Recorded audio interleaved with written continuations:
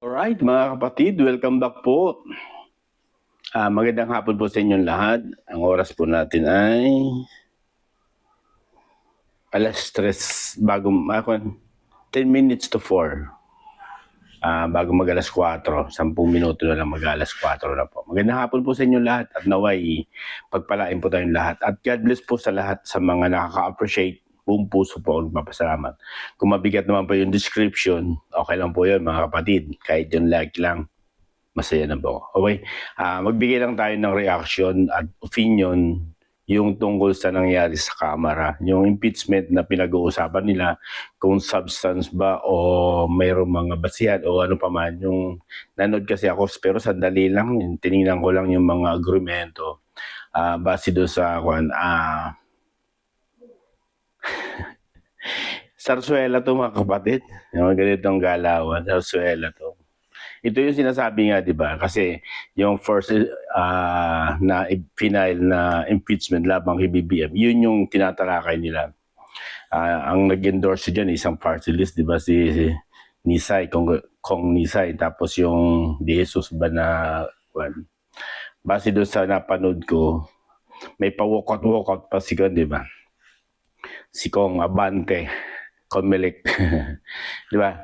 May pa-walkout pa yung mga bagay. Kasi bagay, yung sa part na yun, nanaig yung, di ba, 42, di ba? Pero nakikita natin mga kapatid, kwento, sarsuela lang to mga kapatid. Kasi bakit ko nasabing sarsuela lang to? Ito, hindi ko talaga masikmura yung part na yung mga nila, yung mga gala nila, yung akala mo para sa bayan, akala mo talagang sorry disappointed talaga ako doon sa mga kasi unang-una nilalapa lang siya yung yung si Kong Nisay ba yan, nilalapa lang siya ni Congressman Rodriguez, isang abogado, abogado yan na congressman ng Cagayan ba yan, nilalapa lang siya, yung mga tanong sa kanya, alam mo, hindi niya, ang tagal sumagot, ibig sabihin, talagang mababasura lang talaga yung kanya. Talagang ito yung sorry nakakawalang gana mga kapatid. Yung mga bagay na ito, para bang pinalalabas nila ganun. Sabi nga ni para daw, wala daw silang sabi ni Congressman Luestro, di ba? Yung sa Community Justice siya may hawak yan Hindi daw sila, para daw sa tingin ko lang po opinion ko po yun, sarili opinion ko, nakawalang gana. Ang mawawalang ganang manood. Bakit?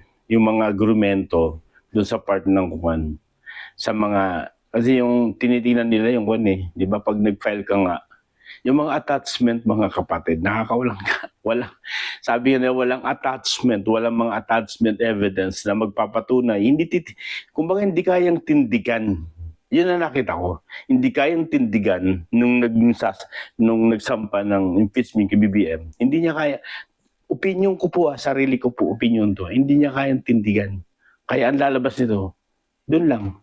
Sa basurahan lang talaga. Magkuka na po yan. Magti-trigger ng one VAR ng impeachment, di ba? Labang kay Kaya, na to. Ang payo ko lang po mga kapatid, tigil nyo na po yan. Huwag nyo na po kami pinagluloko. Hindi naman po kami nakakaintindi naman po kahit mababa lang po ang pinag-aralan, pero naiintindihan namin at nakikita namin yung mga galawan nyo dyan. Di ba? Tigil nyo na po yan. Sasayin lang kayo ng pera para sa bayan. Pera ng bayan na naman ang mawawaldas dyan sa bawat hearing nyo na yan. Pwede tigil nyo na po yung impeachment kay BBM. Wala. Magsasayang. Ito lang ang ko mga kapatid. Ito yung mga bagay na para mapagtakpan yung mga ginawa ng mga congressman. Grandstanding to mga kapatid. Grandstanding sa mga congressman to, para mapagtakpan yung kanilang mga totoong nagawa sa insertion. Na yung iba dyan, puro mga contractor. Ang totoong talaga na sila. Pero dahil dito sa mga tinatawag na impeachment na to, ako talaga, sa una pa lang, against na talaga ako. Ayaw ko talaga. Kasi unang-una, Bugus, sorry mga kapatid, bugus talaga yun. Hindi kaya sumabay doon sa mga batikan na mga abogado, yung mga tanong ni Juan, tanong ni Congressman Rodriguez doon kay, di ka, nakita ko kung paano nilalapa si Bong Sontay.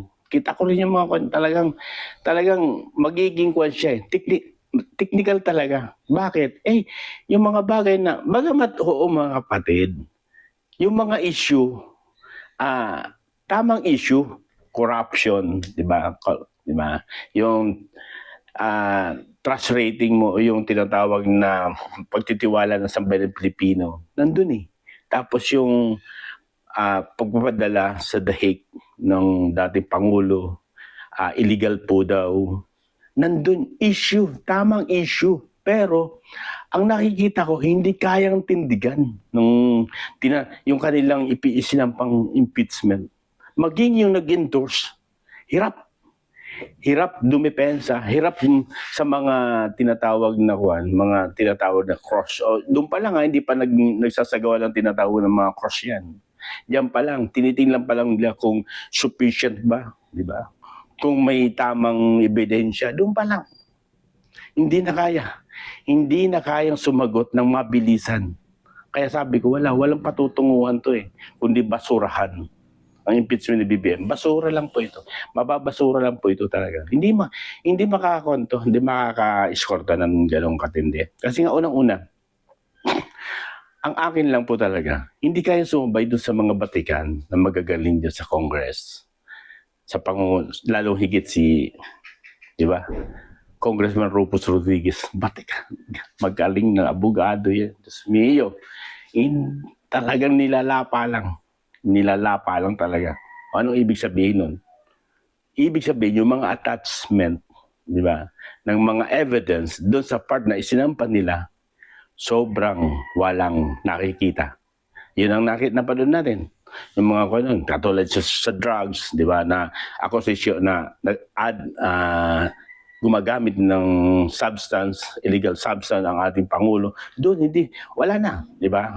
Yung nagtanong yung si Congressman po regarding sa mga ganon na walang maipakita ng mga ebidensya na magpapatunay na ganito na nakarelay, yun ang ibig sabihin, nakarelay lang yung endorsement regarding sa sinabi ni Senador Amy Marcos. Pero yung attachment na magpapatunay para maipakita mo na alam mong gumagamit, alam mong isang lulong sa pinagbabawal na gamot o ng isang bawal na gamot, walang attachment. Hindi katulad nung sa Lakwan, kala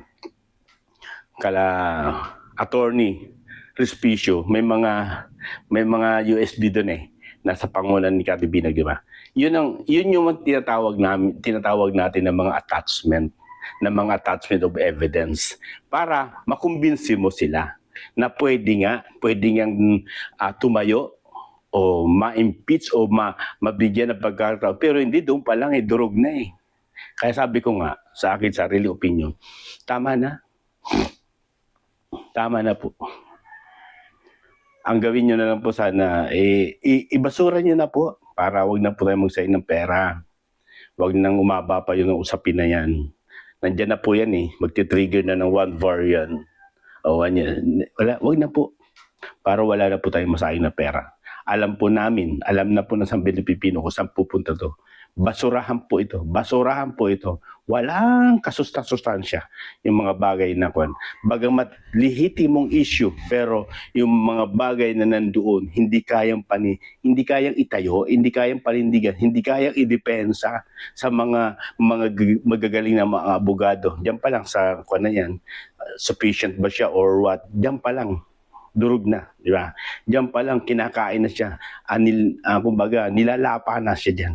Lalo pag yung mga cross-examination pa yan, ay siyempre kailangan nila ng mga tinatawag na evidence na po pwedeng mapaniwala mo yung mga judges na sa Senado, di ba? Pero hindi. Kita natin, dito pa lang mga kapatid. Nakikiusap po, tama na po, para huwag na mo sayang ng kwan. Ito, isang uri ng pandinin lang po ito sa Sambayan ng Pilipino. Opinyon ko po yun isang uri ng panlilinlang na kunwari ganito. Pero ang pinagtatakpan lang talaga yung mga totoong may mga pagkakasala, lalong higit sa flood control, yung insertion, lalong higit doon sa mga insertion sa bawat congress, sa bawat sila. Kaya huwag tayong palinlang mga kapatid sa mga congressman na to, na talagang sila ang nandyan sa part na yun. Nasaan yung tinatawag na, di ba? Pinakita naman ng BBM, 15 na contractor. Bakit? Ito ang tanong ko, bakit diskaya lang? O, di ba? Nasaan yung iba na yan? Di ba? Kaya dapat yun na lang ang bigyan nyo ng pansin. Pero bakit ginagawa ito? Grandstanding to para matakpan yung kanilang mga ginawang mga insertion. Yung mga ginawa nilang mga flood control sa pangunguna ng mga congressman. Nakakalungkot mga kapatid. Ito, sasayang na naman tayo ng pera para sa part na to. Na ito'y sarsuela to mga kapatid. Sarsuela lang to mga kapatid. Kaya pakikiusap po namin. Tigil nyo na po. Ibasura nyo na po. I-technical nyo na po. Kasi wala talaga. Hindi kayang tumindig. Kita na po Nilalapa na lang siya. Nilalapa na lang sa mga ganong sitwasyon. Sorry sa termino. Pasensya na po. Kong, Nisay. Pasensya na po Pero base doon sa nakita ko, opinion ko po. Hindi mo kayang kumbaga sa hindi mo kaya salansalin o sansalain yung mga tanong ni Congressman Rufus Rodriguez na talagang noon pa, talagang alam ko magaling talaga yan. Naging cabinet yan ni Erap Estrada. Kaya magaling talaga yan. Kaya mahirapan. Diyan pala mahirapan ka na lumusot mahirapan ka yan. Ba't kang magaling talaga yan. Kaya sana naman ibasura nyo na po para huwag na po tayo magsayang ng pera para sa bayan upang yung ating kabanabayan huwag na masayang. Basura nyo na po. Pagtuunan nyo na lang po sana yung paggawa ng batas. Yung ikauunlad ng ating bayan, ikapapakinabang ng sambayan ng Pilipinas. Yun na lang po ang pagtuunan nyo ng pansin. Basura nyo na po yan. Yung darating pang impeachment na BP Sara. Tama na po. Tama na po. Pinagtatakpan nyo lang po yung mga bagay na kayo ang dapat iniimbestigahan. Salamat at God bless. Sana makita natin mga kababayan. Ang dami nilang sinasayang na pera. Ang dami nilang sinasayang na pera na wala namang kabuluhan. Na ang higit na nagdaranas yung sambayan ng Pilipino upang dumausdos ang ating ekonomiya para doon hindi tayo makaagapay sa pag-unlad ng ating bayan. Salamat at God bless po. Ingat po tayong lahat. At nawa, matauhan naman po sila. Matauhan na po sila. Tama na po. Ibasura nyo na po yung impeachment ni BBM. Dahil wala rin pahantungan to. Napakababaw ng mga attachment. Napakababaw ng mga evidence na hindi kayang sagutin sa bawat tanong ng mga magagaling na abogado. God bless po at ingat po tayo.